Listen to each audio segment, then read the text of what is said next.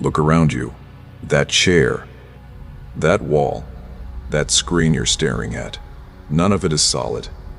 What appears to be matter, hard, fixed, immovable, is at its core a trembling field of probability, vibrating, waiting not for time to pass, but for something far more specific. Most people never hear this, not because the information is hidden, but because what it implies is deeply, profoundly inconvenient for every system that benefits from human passivity. So it gets buried in academic journals and quantum physics textbooks, sandwiched between equations that seem designed to keep ordinary people out of the conversation. But here's what those equations actually say. Stripped of the math, reality is not happening to you. It is happening because of you, and that changes everything. Let's go back to 1927, the 5th Solvay Conference. The room contains the most formidable collection of scientific minds ever assembled in one place. Einstein, Bohr, Heisenberg, Pauli. These aren't speculators or spiritualists. These are the hardest of hard scientists, men who built their careers on empirical proof and reproducible data. And what they were grappling with, what was keeping them up at night, was a discovery so destabilizing that several of them spent the rest of their careers trying to explain it away. They couldn't. What they found was this: matter, at its most fundamental level, does not behave like matter. It behaves like a wave, a spread of possibility, a mathematical ghost that exists everywhere and nowhere simultaneously until the moment it is observed. The instant a conscious measuring device enters the equation, the wave collapses. The ghost becomes stone. The potential becomes particle. The observer doesn't just witness the event. The observer creates it. Now, here's where it gets interesting, because this isn't a metaphor. This isn't philosophy dressed up in scientific language. This is the literal, documented, peer-reviewed behavior of the physical universe. The double-slit experiment confirmed it. The quantum eraser confirmed it again. Decades of experimental physics keep arriving at the same profound conclusion. Consciousness is not a passenger in this universe. It is the driver. So why doesn't this change anything for most people? Because knowing the rule and understanding the mechanism are two entirely different things. They were handed the conclusion without the architecture, and so they've been standing at the projector, wondering why the image won't change. Let's begin. There's a phenomenon in quantum physics called the Zeno effect. When a particle is observed repeatedly, rapidly, with no pause it freezes. It cannot evolve. It cannot transition. The constant measurement traps it in a single state. It literally cannot change because the observer will not stop watching. Now hold that image and look at how most human minds operate. From the moment of waking, the average person begins running a surveillance loop on everything wrong. They check their phone and feel the familiar tension of the inbox. They glance at their finances and feel the contraction of not enough. They carry yesterday's ache into the shower, into breakfast, into the commute. They are not reacting to a bad reality. They are constructing one freeze frame by freeze frame through the relentless, emotionally charged observation of what they don't want. It feels like being realistic. They think they are responding to the world as it is. They are not. They are issuing instructions, because the quantum field is not a judge. It is not a gatekeeper deciding who deserves what. It is a neutral system that reads frequency and returns a match. When the dominant observation is lack, when the emotional signature carried through the day is one of constriction, anxiety, and stagnation. The field isn't punishing anyone. It is complying. It is hardening that frequency into physical form, because that is precisely what it does. That is the mechanism when you carry emotional noise runs patterns written into your body. And miss the fact that the future you want is already pulling you toward it. And instead, lock your eyes on the gap between where you stand and where you want to be. And decides that gap is permanent. With that deep understanding, now you shift how you look at it. From amplifying the problem to simply reading it. From fighting the signal to recognizing it as the precise, neutral, perfectly accurate compass which pulling you towards your highest self. Because coherence was never something you had to achieve. It was always your natural state, sitting quietly underneath everything that got layered on top of it over time. When you stop feeding the blocks, they lose their hold. When you stop amplifying the signal, it clears, and the future that was already pulling you toward it, quietly, persistently, reaching backward through time to meet you, finally finds a clear path to reach you. Here's where the real conversation begins. Because once the mechanism is understood, truly understood, not just intellectually acknowledged, a specific question becomes unavoidable. If habitual observation freezes the current wave, then what does changed observation do? It selects a different one, and this is where the architecture of the mind becomes the most important technology a person can ever encounter.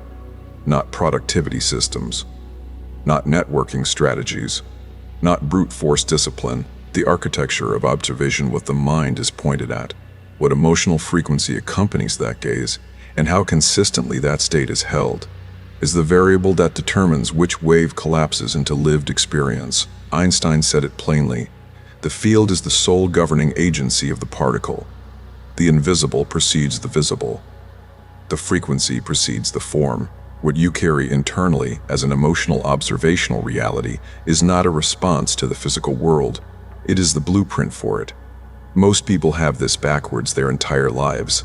They wait for external conditions to improve before they allow themselves to feel the frequency of improvement. They say, "I'll feel abundant when the money arrives. I'll feel peaceful when the situation resolves. I'll feel confident when I have proof." But that is asking the screen to change before the projector does. It cannot happen. The physics doesn't permit it. The new observation has to come first. The field collapses around the observer, not the other way around. So what does this actually look like? How does a mind retrain its observation? There is a window. Every night, as the body prepares for sleep, the brain descends through layers of electrical activity.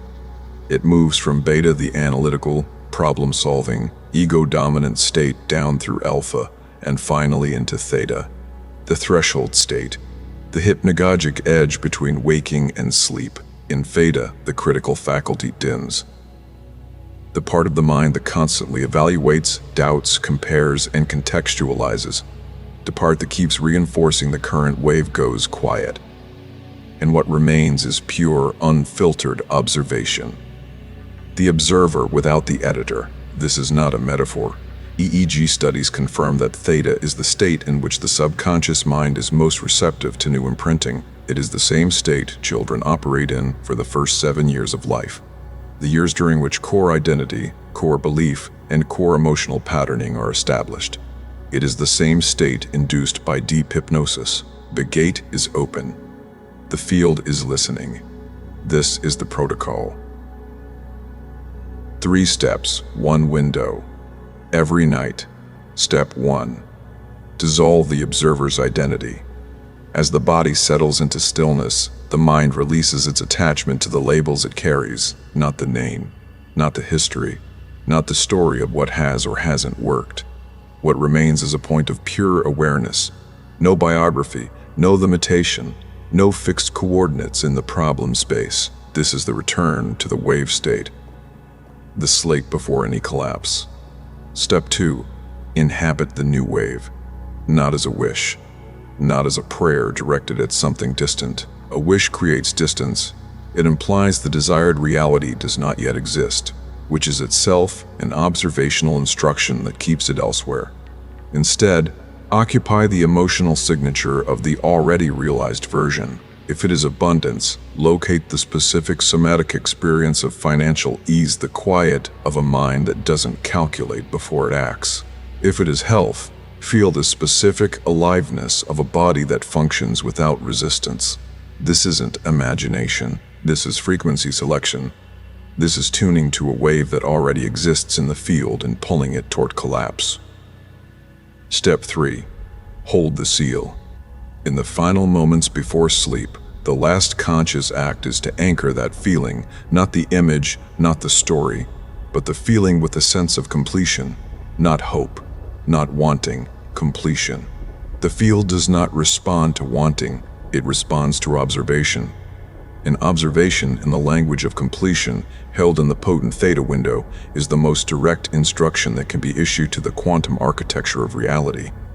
The morning after this practice, nothing visible will have changed. The room will look the same. The circumstances will appear identical. This is the point at which most people abandon the process, because they are looking for confirmation in particles when the reorganization is happening at the wave level, which the physical senses are not equipped to detect, but the instruction has been issued. The field has received it. And what begins to occur, what those who maintain this practice consistently report, is not magic. It is mechanics. Opportunities surface that match the new frequency. Conversations happen that couldn't have been engineered. The architecture of circumstance begins, quietly and precisely, to rearrange itself around the new observation. This is not coincidence. This is the field complying with the observer. There is a reason this finds you now, not by accident. The moment a mind becomes ready to receive a truth this precise, the field arranges the delivery. You didn't stumble here, you arrived. And what that actually means, is that somewhere beneath the surface of your daily awareness, something in you already knew, already sensed that the life you could feel but not yet touch was real, that the version of you operating at full capacity, in full flow, in full abundance. It was frequency. It was a wave in the field, already formed, already waiting, already yours. It has always been yours. Because here's what the physics confirms, and what your deepest instinct has always whispered.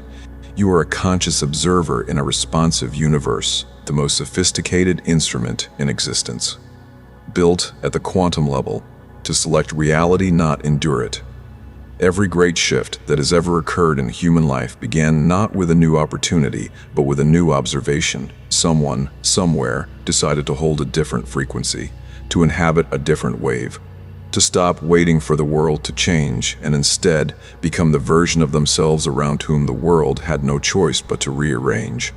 Right now, in full, the mechanism is in your hands. The window is open, the field is neutral, responsive, and infinite, and it is already leaning toward you, already reading the signal you're carrying in this moment. Because even the act of receiving this understanding changes the frequency. Something has already shifted. You can feel it. This is not a beginning. This is a recognition. You were always the observer. You were always the one the field was waiting on. Now you know it. Go build. The field is listening. It always has been. If this deep dive brought you the clarity you've been seeking, join in this space. Subscribe to Reality Code, hit the bell to ensure you never miss a blueprint. In our next transmission, we will master the pendulums and power the art of remaining, the practical mechanics of shielding your inner coherence. I'll see you there.